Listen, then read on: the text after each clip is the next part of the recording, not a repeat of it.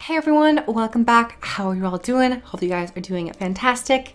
I just wanted to come on here and do a little video on my thoughts on World vs. World because I think they have changed dramatically in the past, I don't know, 4 hours or so. For those of you who do not know, there is currently a World vs. World event going on where people can no longer go into the down state and they just go straight to defeated. So it's very high pressured and you're always on your toes.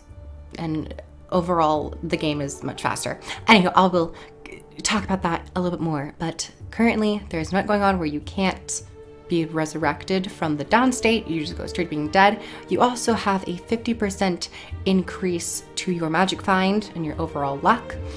And I believe a 25% increase in World vs. World experience. That last one could be wrong. I'm pretty sure it's 25%. Overall, there are a bunch of benefits to playing World vs. World. So I wanted to come on here and basically tell everyone, if you have not played World vs. World in a while, or you just think it hasn't interested you, I highly recommend trying it out this week, because it is lasting for a week. So you have ample time. For my personal experience, I have been someone who has not necessarily been interested in World vs. World. I'd pop in once or twice a month or so just to see how everything's going or to just get a daily done. And I've never felt that I've connected with anyone at all, or I've just felt like a loss or no sense of direction. With this event, there's been an increase in players, at least for me it feels like there has been, an increase in activity and queue times, and people have just been wanting to get into World vs. World. So with this, I have taken the initiative and stepped out of my comfort zone a little bit, and I joined a Discord for my server, and I started talking to people. And I think that's where I went wrong in the first place, is not having anyone to talk to in World vs. World.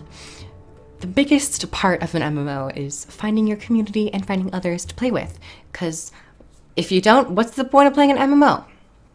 So I joined my server's Discord and I started talking to people, and I slowly realized that World vs. World is intricate but fairly easy to get into on the surface.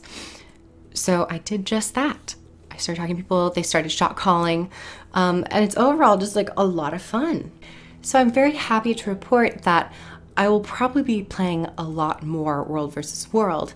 Now this is yet to be decided, but I was thinking of doing a couple World vs. World videos here and there. Hell, even this one could be classified as a World vs. World video, but this is mostly just a review of the overall weekend. So that was my personal experience with like the community and revitalizing my love for World vs. World. Now to give my review on the weekend in general. I haven't World vs. World a lot in comparison to the World vs. World veterans who are on here every single day, every single hour. However, I have done moderate World vs. World, and I think I have a decent idea of how this weekend has panned out. Personally, I have enjoyed it a lot more because the Zerg fights are much more tense. You don't want to go down, and if you get caught into a Condi bomb, you're terrified, especially if you don't have any Condi cleanse, because you know you're going to eventually just tick away and die. And you always want to try to get back to your group so that when both sides are out of combat, you might have the chance of being resurrected from the dead. I think that it has overall made the Zerg fights much more impactful and important, and overall, in a sense, less downtime, because you're forced to resurrect and you're forced to immediately run back. So it's much more fast-paced, kind of like a blitzkrieg, like a lightning war, where things are going off at lightning speed and people are dying all over the place. One thing I have noticed is, forgot the map, but it's the Stone Mist Castle, Stone Keep, a large castle in the center of the map. I was playing World vs. World for about 2 hours on this specific time slot, and I was in a Zerg and we were just poking at the castle and we never really went in. And the enemy team who was defending the castle kept coming out, poking us, and then just retreating back in. I'm not sure if this is how normal World versus World pans out, or it just happened to be this specific Zerg, or if it's a cause of the event. I have no idea. But that's one thing I've experienced in World versus World, where I was just sitting there for 2 hours just poking, and then it was like a tit for tat game, and it was not the most enjoyable experience. A couple times was fun because you got 1 or 2 kills and you got some stragglers, but that was just more of a hiccup, I would say, in the flow of gameplay for World vs. World during today. For this event, I think it is a success in terms of bringing new players into the World vs. World game mode. And on the topic of events, I'm excited to see if they continue to do events. They've done one in the past with increased experience, which also affected World vs. World, I believe. If not World vs. World, it affected PvP. But I know it definitely affected PvE, and that brought more people into the open world to level new characters. I'm excited to see if they do these events, but on a more specific level, where they target a certain game mode and offer benefits for that. Even raiding.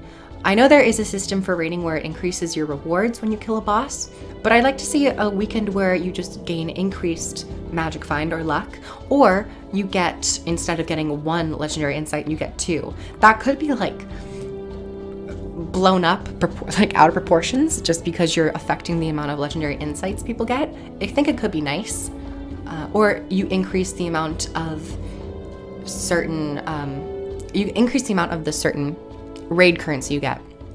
So if you're playing Heart of Thorns, you get increased magnetite shards, and if you're playing Path of Fire, you get increased gain crystals.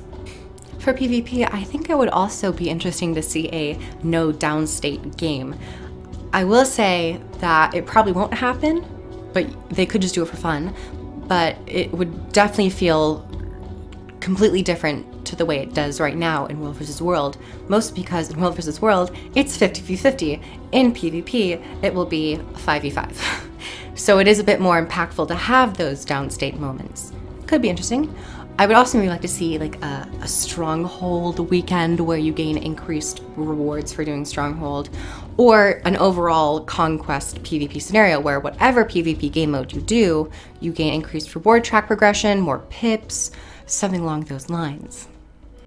And the final event that I can think of right off the top of my head would be a Path of Fire event, weekend or week-long thing, where you gain increased crafting materials or experience or something along those lines by doing Path of Fire meta events and or just playing in the map.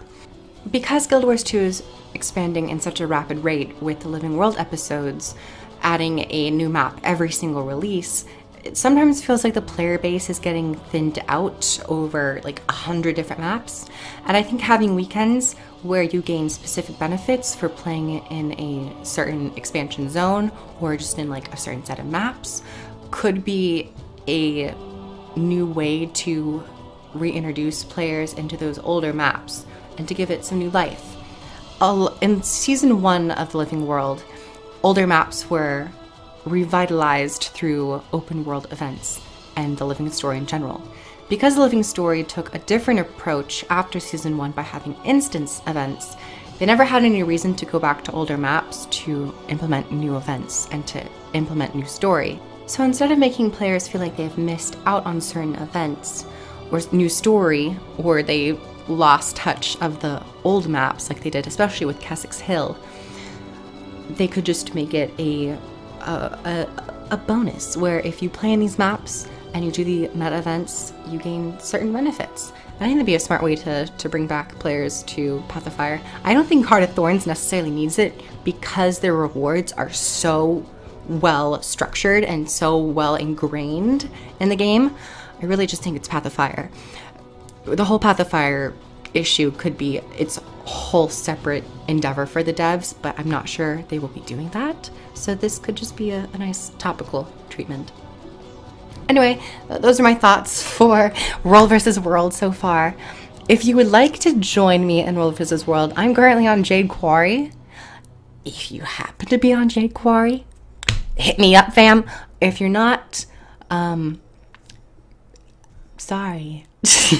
I wouldn't suggest transferring right now because they are working on the alliance system, which I don't know when will be out, but you know, it will come in due time. Thank you everyone so much for watching. That was a very just like off the top of my head type video, so I apologize if you didn't like it, but I liked it, so oh well. Subscribe for more Guild Wars 2 content, like the video if you liked it, and comment down below about your thoughts on certain events in game. That, hell, even new ones that I never mentioned in this video, like crafting. That could be interesting. Anyway, see y'all later. Bye, everyone.